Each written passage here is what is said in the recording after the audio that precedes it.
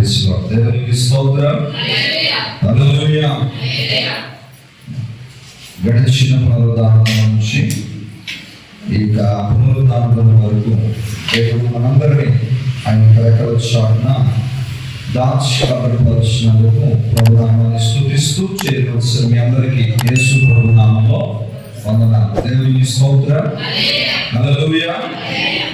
అందరికీ తెలిసిన విషయమే, గడిచిన దినాల్లో దైవజనులు ప్రవీణ్ పగడాల గారు ప్రభువునందు నిద్రించడం జరిగింది. కాబట్టి వారి కుటుంబం నిమిత్తము వారి విడిచిన పరిచర్యలు కొనసాగింపు నిమిత్తము మీకు అందిన ప్రార్థనలో జ్ఞాపకం చేసుకోండి. అది ఏది ఏమైనప్పటికీ దేవుడే ముందుండి న్యాయం తీర్చేవాడై ఉన్నాడు కనుక ప్రతి విషయాన్ని మనం దేవునికి అప్పగిద్దాం, ప్రభువుతో ప్రార్థన చేద్దాం. ఆ సేవ, ఆ కుటుంబంను దేవుడు మరింత విస్తరించి ఆశీర్వదించులాగా మీకు అందిన ప్రార్థనలో జ్ఞాపకం చేసుకోవాల్సిందిగా ప్రభు ప్రార్థన చేస్తున్నారు. దేవునికి స్తోత్రం. హల్లెలూయా. నేరుగా ఒక మాటను పరిశుద్ధ గ్రంథం జ్ఞాపకం చేసుకుందాం. పరిశుద్ధ గ్రంథం నుంచి ఆదికాండ పుస్తకము, ఆదికాండము 19వ అధ్యాయము, ఆదికాండము 19వ అధ్యాయము 15వ వాక్యం నుంచి చదువుకుందాం. తెల్లవారినప్పుడు ఆ దూతలు లోతును త్వరపెట్టి లెమ్ము, ఈ ఊరి దోష శిక్షలో నశించిపోకుండా నీ భార్యను ఇక్కడున్న నీ ఇద్దరి కుమార్తెలను తీసుకుని రమ్మని చెప్పి అతడు తడువు చేశాను. అప్పుడు అతని మీద యెహోవా కనికరపడటం వలన ఆ మనుషులు అతని చేతిని, అతని భార్య చేతిని, అతని ఇద్దరు కుమార్తెల చేతులను పట్టుకొని వెలుపలకు తీసుకొని ఆ ఊరి బయట నుంచి దేవునికి స్తోత్రం. హల్లెలూయా. ఈ చదవబడిన ఈ మాటలు మనందరికీ బాగా పరిచయమైన మాటలే. దేవునికి స్తోత్రం. ఇందులో ఈ చదవబడిన మాటలు లోతు కుటుంబం గురించి దేవుడు రాయించడం జరిగింది. దేవునికి స్తోత్రం. సొదొమ గొమొర్రా అనే పట్టణంలో లోతు నివసిస్తున్నప్పుడు, లోతు ఆ యొక్క సొదొమ గొమొర్రా పట్టణంలో ఉంటున్న సమయంలో దేవుడు ఆ సొదొమ గొమొర్రా పట్టణాన్ని నాశనం చేయాలనుకున్నాడు. ఎందుకు అని అంటే ఆ ప్రాంత ప్రజలంతా కూడా భయంకరమైన ఘోర పాపంలో పడిపోయారు. దైవ భయం లేదు. అసలు ఎవ్వరికి భయపడకుండా వారికి నచ్చినట్టుగా వారి ఇష్టానుసారంగా బ్రతుకుతున్నారు.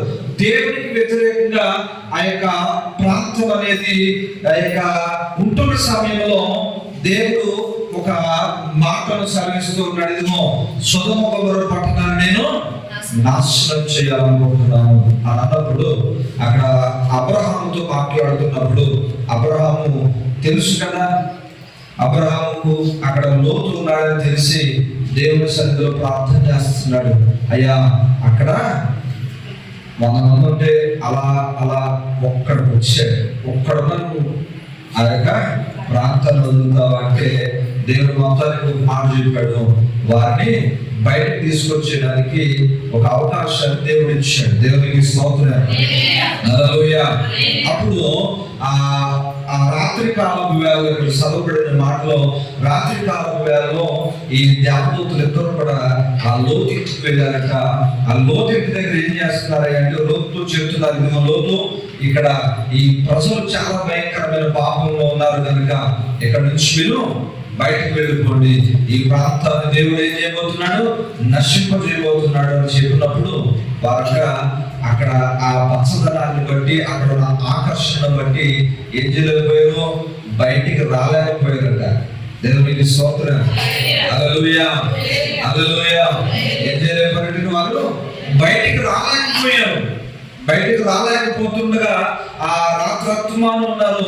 తెల్లవారుజామున దేవదూతలు చెబుతున్నారు, లోతు లే, నువ్వు లే. దేనికంటే బయటకు అర్జెంటుగా వెళ్ళిపో. ఈ ఊరు విడిచి బయటకు వెళ్ళిపో అని అక్కడ చెబుతూ ఉంటే అక్కడ కూడా ఏం చేస్తున్నాడ, తడవ చేస్తున్నాడంటే ఆలస్యం చేస్తున్నాడు. ఎందుకు చెప్పండి? ఇష్టపడి వెళ్ళాడు కదా. ఒకరోజు అబ్రహాం దగ్గర ఈ పనివారు, ఈ లోతు పనివారు దెబ్బలాడుకుంటుంటే అబ్రహాం ఒక అవకాశం ఇచ్చాడు.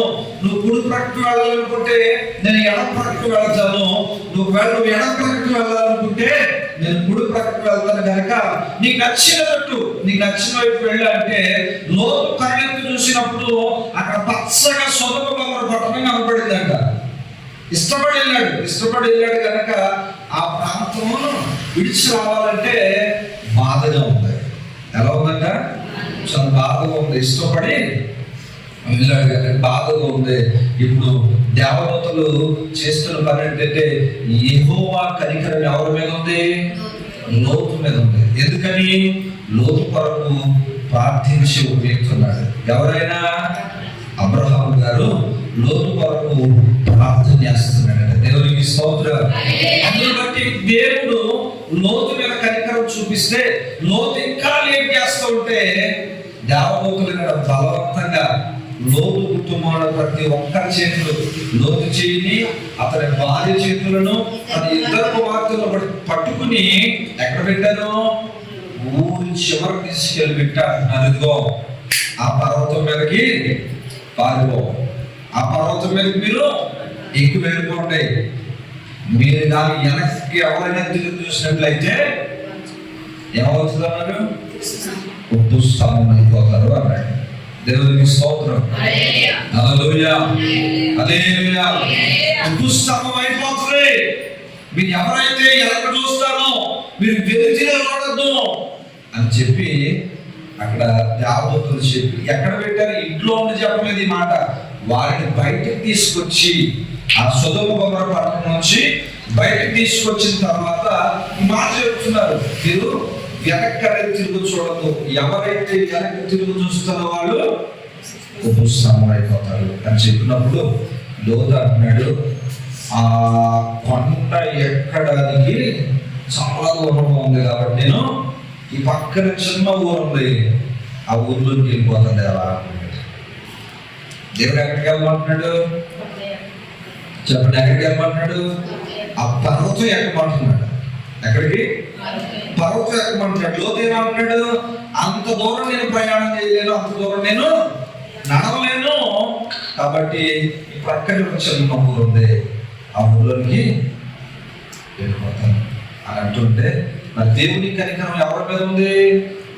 లోతు మీద ఉంది కనుక అక్కడ కూడా అంటున్నాడు. చూడండి, అక్కడ 19వ అధ్యాయంలోనే 22వ వాక్యం చూడండి.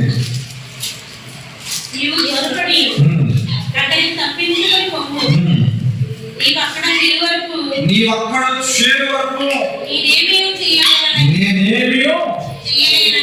చెయ్యలేనని దేవునికి స్తోత్రం. ఎందుకని? దేవుడే చెప్తున్నాడు అక్కడ, నీవు అక్కడికి వెళ్ళేంత వరకు నేను ఈ ప్రాంతాన్ని కూడా చేయలేను. ఎందుకు అని అంటే నీ వరకు ప్రార్థిస్తున్న అబ్రహాము ప్రార్థన బట్టి. దేవునికి స్తోత్రం.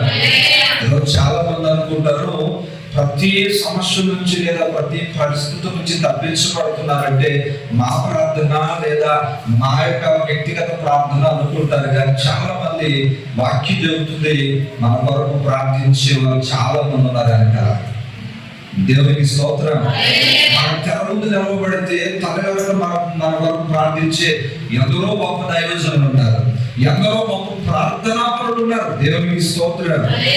వారి ప్రార్థన, వారికి ఇంకా వారి యొక్క ప్రార్థన జీవితాన్ని బట్టి మనం దేవుని ఎడల ఏం పొందుతున్నాం? దేవుని యందు కనికరాన్ని పొందుకుంటున్నాం. అందుకనే రావాల్సిన దోష శిక్ష కూడా ఏమవుతుందంటే దేవుడు పంపించలేకపోతున్నాడు. దేవునికి స్తోత్రం. హల్లెలూయా. సరే, ఇక్కడ మనకు సబ్జెక్ట్ వద్దాం. ఇక్కడ లోతు చెప్తున్న మాట, నువ్వు వెళ్ళిపో, నువ్వు వెళ్ళేంత వరకు నేను ఈ ప్రాంతాన్ని ఏమీ చేయలేను అని అన్నప్పుడు లోతు అక్కడ ఆ సోయారు అనే ప్రాంతానికి వెళ్ళాడు. దేవునికి స్తోత్రం. హల్లెలూయా. ఈ వెళ్ళే క్రమంలో ఆ ప్రాంతానికి వెళ్ళే క్రమంలో ఈ నలుగురు కూడా ప్రయాణం చేస్తున్నప్పుడు ఈ లోతు భార్య ఏం చేసిందయ్యా అంటే వెనక్కి తిరిగి చూసిందయ్యా. ఎక్కడ చూసింది? వెనకంటే ఇష్టపడి వెళ్ళిన ప్రాంతం. ఎలా అంటారు? చాలా మంది నేను ఇష్టపడి కట్టుకున్నాను, అది నేను ఇష్టపడి కట్టుకున్నాను, నాకు ఇష్టం కనుక దాన్ని వదలడం అనుకుంటాం. కానీ దేవుడు చెప్పాడు అంటే ఖచ్చితంగా దాన్ని చెయ్యకపోతే, దాన్ని మనం చెయ్యకపోతే దాని ద్వారా మనకు శ్రమే తప్ప ఆశీర్వాదం లేదు. దేవునికి స్తోత్రం. హల్లెలూయా. లోతు భార్య ఏం చేసిందయ్యా అంటే వెనక్కి తిరిగి చూసింది. మరుక్షణం ఏమైపోయింది? పుస్తకమైపోయింది. దేవుడు ఏం చెప్పాడు? వెనక్కి తిరుగు చూడద్దన్నాడు. మరి ఈ తల్లి ఏం చేసింది? వెనక్కి తిరిగి చూసింది, అక్కడే పుస్తకం అయిపోయింది. దేవునికి స్తోత్రం. హల్లెలూయా, హల్లెలూయా. దేవుని వాక్యం ఏం ప్రకటిస్తుంది అంటే దేవుడు నీకు ఏదైనా ఒక మాట ఆజ్ఞాపించినట్లయితే దాన్ని మనం ఏం చేయాలంట? తప్పకుండా పాటించే వారిగా మనం ఉండాలి. దేవునికి స్తోత్రం. హల్లెలూయా. మనం వాటిని పాటించగలగల, వాక్యాన్ని పాటిస్తూ ప్రభు కొరకు ముందుకు కొనసాగే వారిగా మనం ఉండాలి. దేవునికి స్తోత్రం. హల్లెలూయా, హల్లెలూయా. చూడండి ప్రియమైన దేవుని బిడ్డలు, మనం కూడా దేవుని సన్నిధిలో ఎక్కువగా ఈ లోతు వలె ఉండిపోతుంటాం. ఏంటయ్యా అంటే తడు అంటే ఆలస్యం చేస్తూ ఉంటాం. దేనికి దేవుని సన్నిధికి రావాలన్నా, దేవుని మందిరంలో ప్రార్థనకు రావాలన్నా, దేవుని పనికి ఏదైనా చేయాలన్నా, పూనుకోవాలన్నా ఏం చేస్తుంటారు అంటే చేద్దాంలే, వెళ్దాంలే అన్నట్టుగా మనకున్న పనులు బట్టి వెనక్కి చూసుకుంటా ఉంటాం. అసలు మన ముందున్న ఆ యొక్క విలువైన సమయము, మన ముందున్న దేవుని సన్నిధి ఎంత గొప్పదో మనం మర్చిపోయి మనం వెనకాల చూస్తే ఎంత భయంకరంగా ఉండదో, వెనకాల చూస్తే ఎంత, మన బాబులో చెప్పాలంటే అవి నీకు ఏదైనా ఉపయోగమా అంటే అంత పెద్దది కాదు, కానీ దాని మీదే మనం మనసు చూపుతా ఉంటాం. దేవునికి స్తోత్రం. హల్లెలూయా, హల్లెలూయా. ఈ పునరుద్ధాన దినాన్ని ప్రియమైన దేవుని బిడ్డలారా, దేవుడు వాక్యం మనతో మాట్లాడుతుంది. నువ్వు ఒకసారి యేసు ప్రభువును అంగీకరించి యేసు ప్రభువులోనికి వచ్చిన తర్వాత నీవు వెనుతిరిగి చూసే వ్యక్తిగా మనం ఉండకూడదు. ఎవరికి ఎక్కడ చూడకూడదట చెప్పాలి. మనం వెనుతిరిగి చూసే వ్యక్తిగా ఉండకూడదు. ఏ విషయంలో వెనుతిరిగి చూడకూడదు అని అంటే యేసు ప్రభువులోకి వచ్చిన తర్వాత లేదా యేసు ప్రభు యొక్క రక్షణ మనం తీసుకున్న తర్వాత ఏ విషయంలో మనం వెనుతిరిగి చూడకూడదు అని అంటే అసలు దేవునికి ఇష్టం లేని ఏ కార్యముల వైపు మనం వెనుతిరిగి చూడకూడదు. నువ్వు విడిచిపెట్టినా లేదా బాకి పెట్టిన ఏ విధమైన పని విషయంలో, కార్యక్రమాల విషయంలో కానీ ఏదైనా కానీ దేవునికి అయిష్టమైన ప్రతి విషయంలో మనం ఏం చేయాలంటే వెనుతిరిగి చూసేవారిగా కాక దేవుని వైపు చూస్తూ ముందుకు కొనసాగిపోయేవారిగా మనం ఉండాలి. దేవునికి స్తోత్రం. హల్లెలూయా, హల్లెలూయా. ఈరోజు వాక్యం ప్రకటిస్తున్న మాట, నేను కూడా క్రీస్తును అంగీకరించిన వారమే, నేను కూడా దేవుని నమ్ముకున్న వారమే. కాబట్టి దేవుని కొరకు మనం ముందుకే వెళ్ళాలి, కానీ మనం వెనక్కి వెళ్ళిపోయేవారుగా, వెనక్కి తిరిగి చూసేవారిగా మనం అస్సలు ఉండకూడదు. దేవునికి స్తోత్రం. హల్లెలూయా. చాలా మంది ఏం చేస్తారంటే జరిగిపోయిన వాటి వైపు ఎంతో గతాన్ని తలుచుకుంటూ, జరిగిపోయిన విషయాలను తలుచుకుంటూ బాధపడుతూ కుమిలిపోతూ ఉంటారు. ప్రియమైన దేవుని బిడ్డలారా, దేవుని వాక్యం స్పష్టంగా మనతో మాట్లాడుతుంది. నువ్వు వెనుతిరిగి చూడని అవసరం లేదు. యెషయా గ్రంథంలో అంటాడు, పూర్వకాలము జరిగిన సంగతుల గురించి నువ్వు ఆలోచించకు. దేవునికి స్తోత్రం. పూర్వకాలం జరిగిన సంగతుల గురించి నువ్వు ఆలోచించు. ఇదిగో నేను నీకు నూతన క్రియ సంవత్సరం చెయ్యబోతున్నాను అని అంటాడు. దేవునికి స్తోత్రం. హల్లెలూయా. దేవుని వాక్యం ఏం చెబుతుంది? గడిచిన లేదా గతించిపోయిన వాటి వైపు మనం, జరిగిపోయిన వాటి వైపు మనం చూస్తూ బాధపడడం కంటే జరగవలసిన, దేవుడు మన పట్ల చేయవలసిన కార్యములు తలచుకుంటూ మనం ముందుకు కొనసాగితే మన ప్రయాణం అనేది ఆ పర్వతం మీద ఎక్కగలుగుతాం. దేవుడికి స్తోత్రం. హల్లెలూయా, హల్లెలూయా.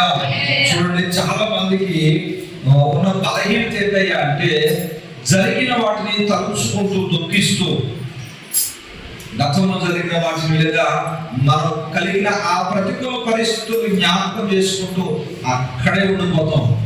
అక్కడ ఉండిపోవడం వల్ల లాభం ఏమవుందా? లాభం ఏముందా? ఏం లేదు. కానీ నీ ఆరోగ్యం క్షీణిస్తుంది, నీ ఆరోగ్యం క్షీణిస్తుంది. నీకు ఆలోచన ఎక్కువై నువ్వు ఏం మాట్లాడినా కూడా మనం ఎవరు పట్టించుకోని పరిస్థితులు మనం. ఎందుకని నీ పరిస్థితి అలా ఉందని మన మాట ఎవరు కూడా లేక చేయరు. అందుకని ఏం చెప్తుంది వాక్యం అంటే గడిచిన లేదా గతించిన వాటి వైపు నువ్వు చూడద్దు.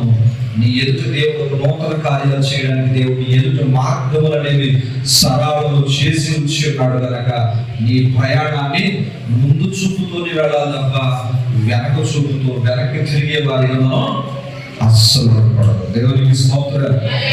హల్లెలూయా. మరి ఇంతవరకు మనం ఎందుకు వెనక్కి చూస్తున్నా, ఎందుకు దీవించబడ్డాం?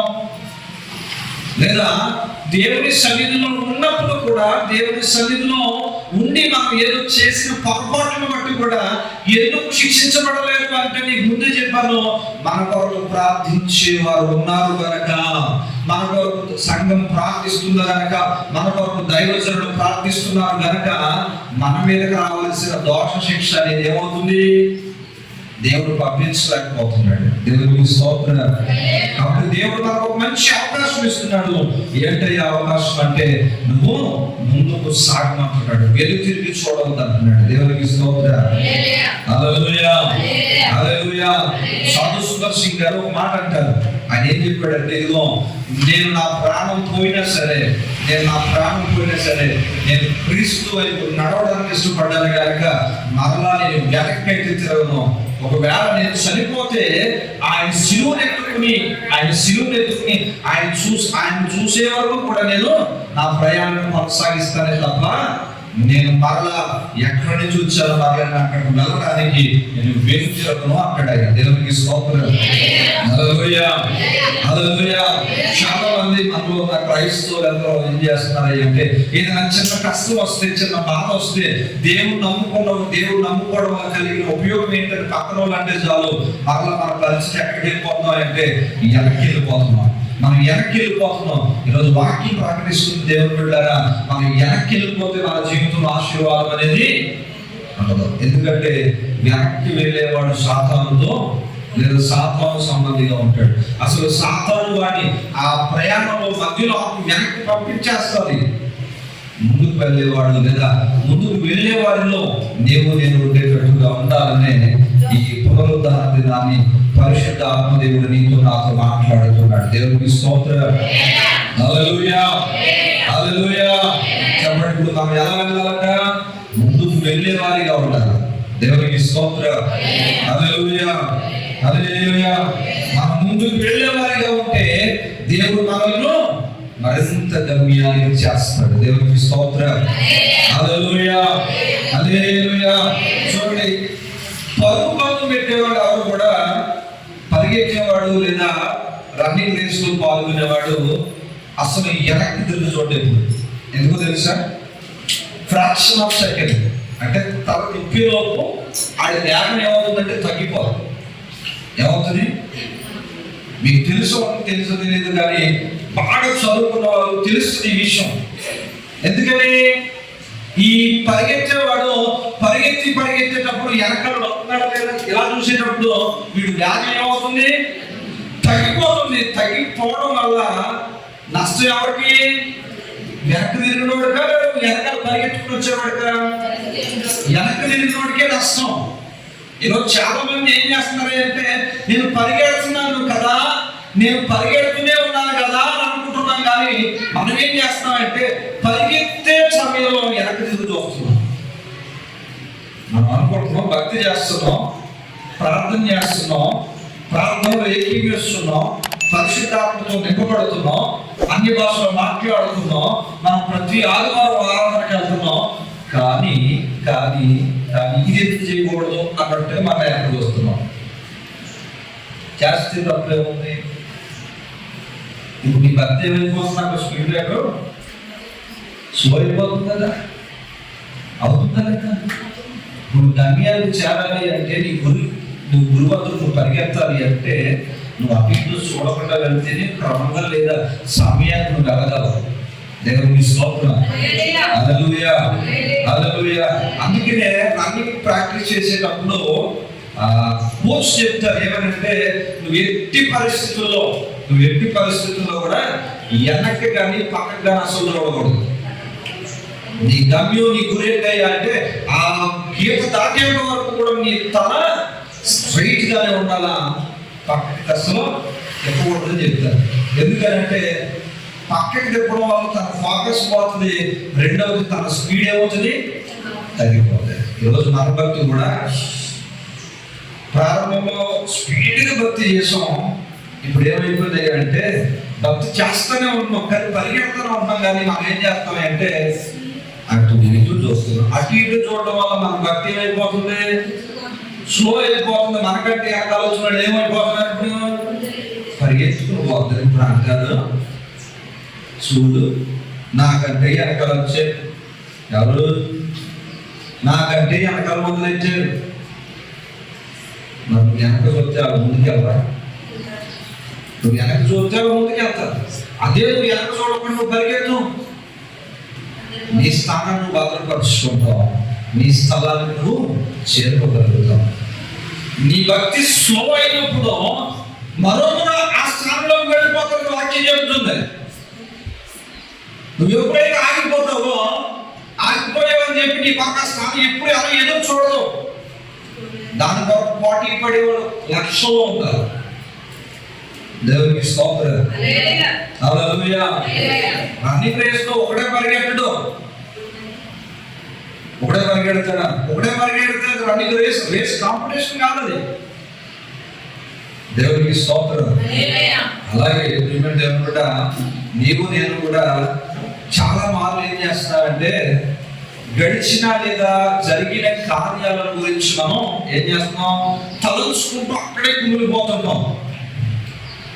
కానీ వాక్యం చెబుతుంది నీ కొరకు నేను ఒక నూతన కార్యాలు చేయడానికి సిద్ధంగా ఉన్నాను. దేవునికి స్తోత్రం. పూర్వకాలం ముందు జరిగిన వాటి గురించి నువ్వు అంటే ఏదైతే నిన్న జరిగిందో దాన్ని అక్కడే మనం ఏం చేయాలా, విడిచిపెట్టేసి మనం రేపటి దాని గురించి పరిగెత్తే వారికి ఉండాలి. దేవునికి స్తోత్రం.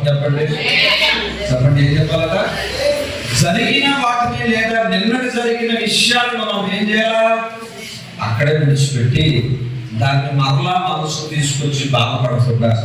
సో జరిగింది ఏదో జరిగిపోయింది, దేవత జరగవలసిన కార్యాల నిమిత్తం నన్ను సిద్ధపరచు. నేను వెనక్కి తిరిగేవాడిగా కాక ముందుకు పరిగెత్తే గుంపులో నేను ఉండాలి. దేవునికి స్తోత్రం. హల్లెలూయా హల్లెలూయా. ఎన్నో కష్టాలు వస్తాయి, కష్టాలు రావాలని చెప్పట్లేదు, ఎన్నో ఇబ్బందులు ఇరుకులు వస్తూ ఉంటాయి, రావాలని ఏ రోజు బైబిల్ చెప్పలేదు. యేసు ప్రభువు వారు అంటారు, మీరు ఎవరైతే నన్ను అనుసరించాలనుకుంటున్నారో వారు సిలువను మోయాలన్నాడు.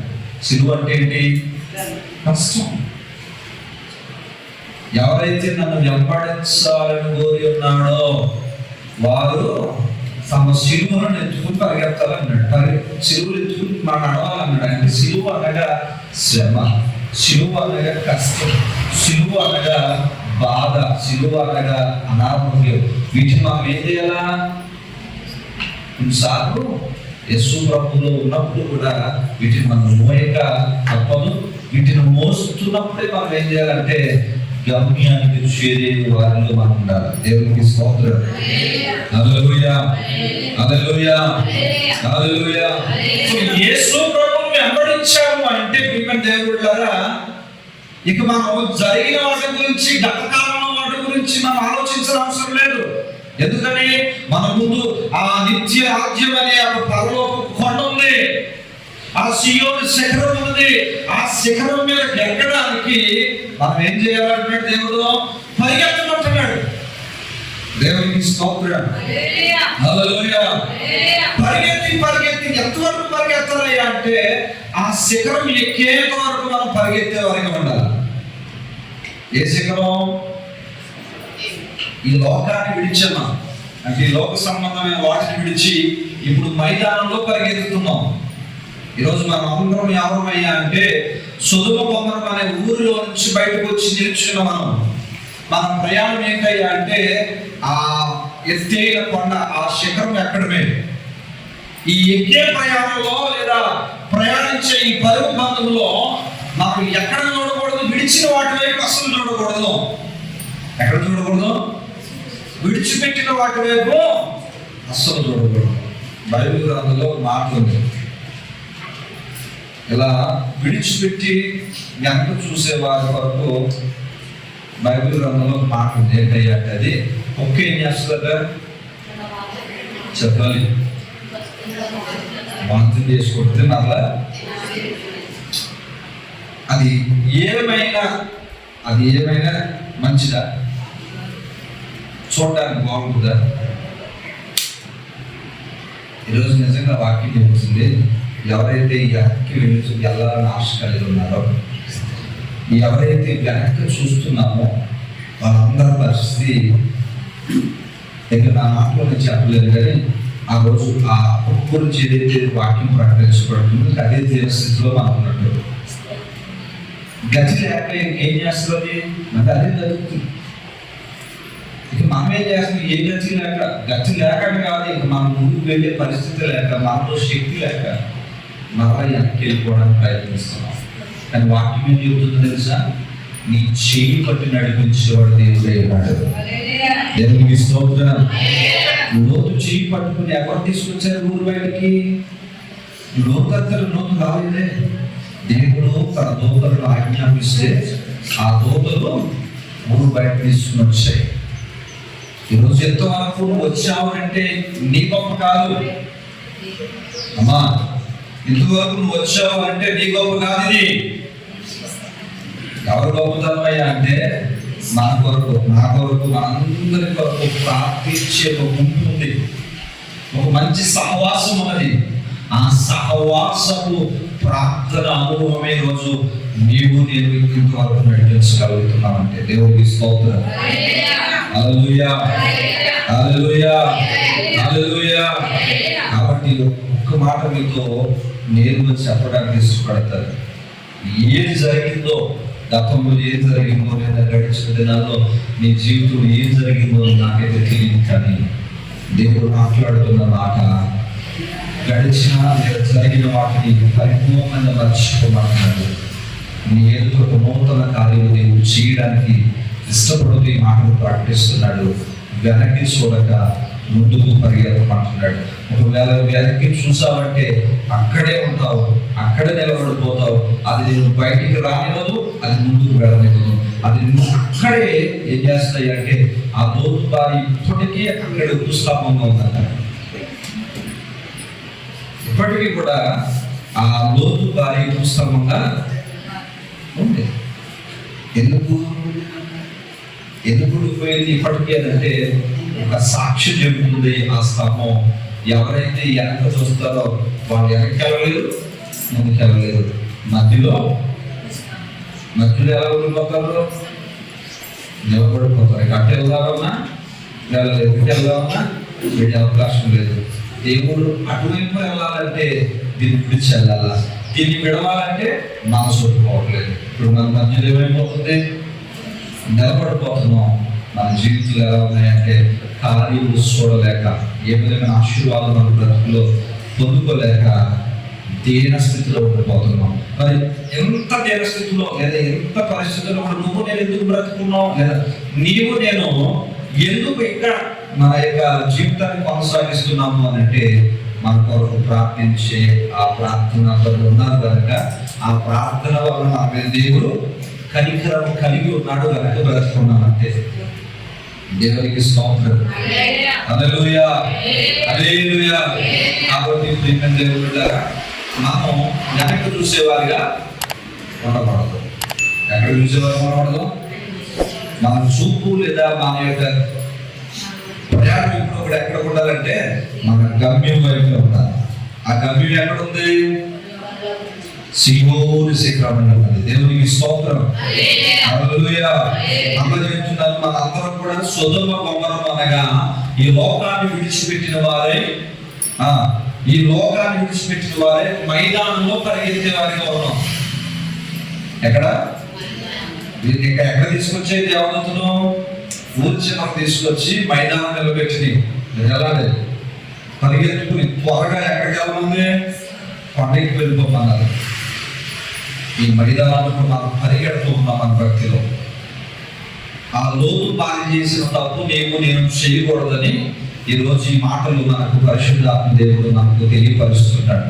దేవునికి స్తోత్రం. హల్లెలూయా. హల్లెలూయా. ఇప్పుడు మనం ఎక్కడికి చూడకూడదు? వెనక తిరిగి చూడకూడదు. మన చూపు, మన గమ్యం అంతా కూడా ముందుగానే, లేదా మనం ముందు చూస్తూనే ప్రయాణం చేస్తున్నారు కదా. అక్కడే వాటిని గురించి, వాటిని చింతిస్తూ, వాటి గురించి ఆలోచిస్తూ ఉంటుంటే నీ నా అంత దౌర్భాగ్యం మరొకరు అన్నాడు. ఎందుకని? దేవుడు నీ కొరకు మేలుకరమైన రోజులు ఇచ్చాడు. ముందు దేవుడు నీ కొరకు, నా కొరకు మేలుకరమైన కార్యాలను దాచుంచాడు. దేవునికి స్తోత్రం. హల్లెలూయా. హల్లెలూయా. యెషయా గ్రంథంలో మాట చూడండి.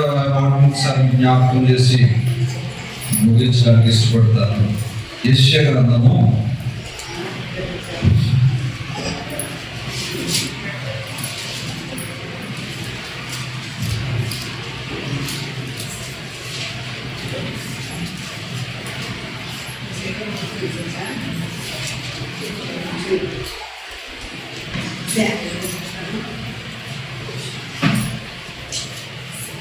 43వ అధ్యాయము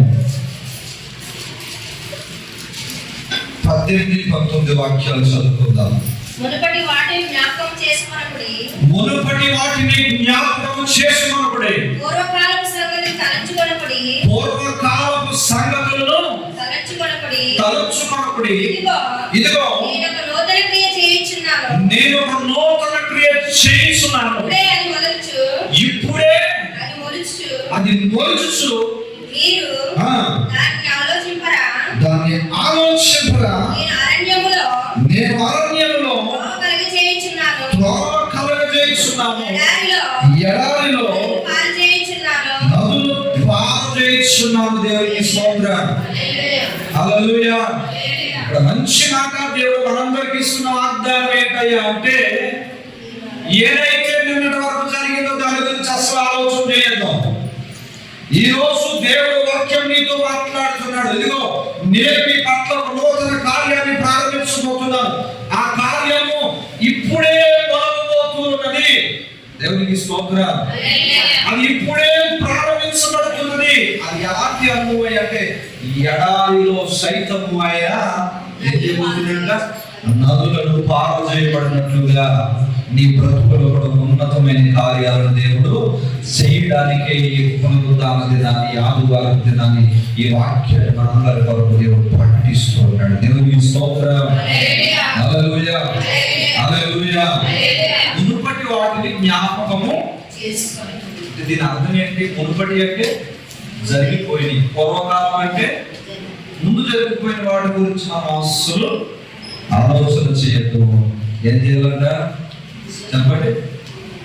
భవిష్యత్తులో దేవుడు నీ కొరకు చేయబోయే కార్యాలను బట్టి ముందుకు కొనసాగిపోమంటున్నాడు. నీకు ఒక ధైర్యం ఇస్తున్నాడు దేవుడు. నీ ఎదుట నేను ఒక త్రోవను కలగ చేయబోతున్నాను, ఒక నూతన క్రియ నేను చేయబోతున్నాను. నువ్వు వెనక్కి తిరిగి చూసేవారిగా కాక ముందుకు నడిచేవారిగా ఉండమంటున్నాడు. కాబట్టి మనందరం కూడా లోతు భార్య చేసిన తప్పు చేయక, మనందరం కూడా విడిచిపెట్టిన ఏదైతే దేవుని కొరకు మనం విడిచిపెట్టి వచ్చామో, ఏదైతే దేవునికి ఇష్టం కాదని విడిచిపెట్టి వచ్చామో, వాటన్నిటిని కూడా మనం ఏం చేయాలంటే మరలా వాటి వైపు చూడకుండా ముందుకు కొనసాగిపోయేటట్టుగా ఉండాలని ప్రభు ఎంతో ప్రార్థిస్తూ ఈ కొద్ది మాటలు మనందరి వెలుగులో దేవుడు దీవించి ఆశీర్వదించిన గాక. ఆమేన్. అయ్యా, ఇది ప్రభు లోతు భార్య వలె విడిచిపెట్టినా లేదా వదిలి వచ్చిన వాటి వైపు నా మనసు కానీ నేను కానీ మరలా వెళుతున్నానేమో, అందుకనే నా ఆశీర్వాదము లేదా నా పరువు అనేది ఆగిపోయిందేమో, అందుకే నాతో మాట్లాడేటువంటి బట్టి నీకు వందనాలు. ప్రతి ఒక్కరిలో ప్రార్థన చేద్దాం. పరిశుద్ధుడా, ప్రేమ కలిగిన తండ్రి నీకు వందనాలు. ఇదిగో తండ్రి, మేము వెనక్కి తిరిగి చూసే వారిగా ఉన్నామేమో, అందుకనే మా యొక్క జీవితాలు ఎలాంటి ఆశీర్వాదం లేదు. ఇదిగో తండ్రి ప్రభా, ఎక్కడ వేసిన గొంగలి అక్కడే ఉన్నట్టుగా నేను ఆ బ్రతుకున్నామేమో, అందుకని వాక్యంతో మాతో మాట్లాడారు ఆయన. ఇదిగో తండ్రి ప్రభా, నీ వాక్యము నిరంతరం కూడా విజ్ఞాపకం చేసుకుంటూ అయా గడిచిన వాటిని, జరిగిన వాటిని, అయా ఇదిగో గత కాలంలో జరిగిన వాటిని తలుచుకొనగా ఇదిగో నా ఎదుట మీరు చేయబోయే అద్భుతమైన కార్యాలను జ్ఞాపకం చేసుకుంటూ ముందుకు వెళ్ళే సహాయం దయచేయండి తండ్రి. విన్న ప్రతి మాట కూడా నా మా జీవితాల్లో నీరు గట్టి ఫలింపచేయండి. చేరువచ్చిన ప్రతి బిడ్డతోనూ మీరు మాట్లాడి మీరు బలపరిచినందుకు మీకు వందనాలు. ఇదిగో వారి కుటుంబాల్లో, వారి ఆత్మీయ జీవితాల్లో అయ్యా అద్భుతమైన కార్యాలు జరిగించండి. బలహీన బలపరచండి, రోగులను స్వస్థపరచండి. ఇదిగో తండ్రి ప్రతి బిడ్డను తప్పకుండా మీరు ఆత్మీయంగా శారీరక శక్తితో నడిపించి ఇదిగో విన్న వాక్యానుసారంగా నా మా బ్రతుకులను నడవడానికి సహాయం చేయమని సమస్త మహిమలంతా మీకు ఆరోపించుకుంటున్నాం తండ్రి. ఇదిగో బిడ్డల ప్రేమతో అర్పించిన ప్రతి కానుక నురంతులుగా మీరు ఆశీర్వదించి ఇచ్చిన బిడ్డలు నురంతులుగా ఇచ్చేసి కానుకలు పరిచయంలో వాడుకున్నామని సమస్తంలోని నా బ్రతుకులన్నింటినీ కూడా మీకు మహిమకరంగా నడిపిస్తున్నారు. యేసు నామం పేరు వేడుకలు పొందుతున్నాము తండ్రి, ఆమేన్. తండ్రి దేవుని ప్రేమ, కుమారుడు యేసుక్రీస్తు వారి కృప, పరిశుద్ధాత్మిక సహవాసము సహాయం మనకు లోకంలో సమస్త దేవుళ్ళందరికీ సదాకాలము తోడై నడిపించుగాక. ఆమేన్.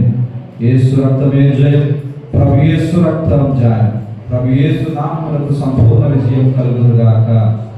ఆమేన్. అందరికీ వందనాలు.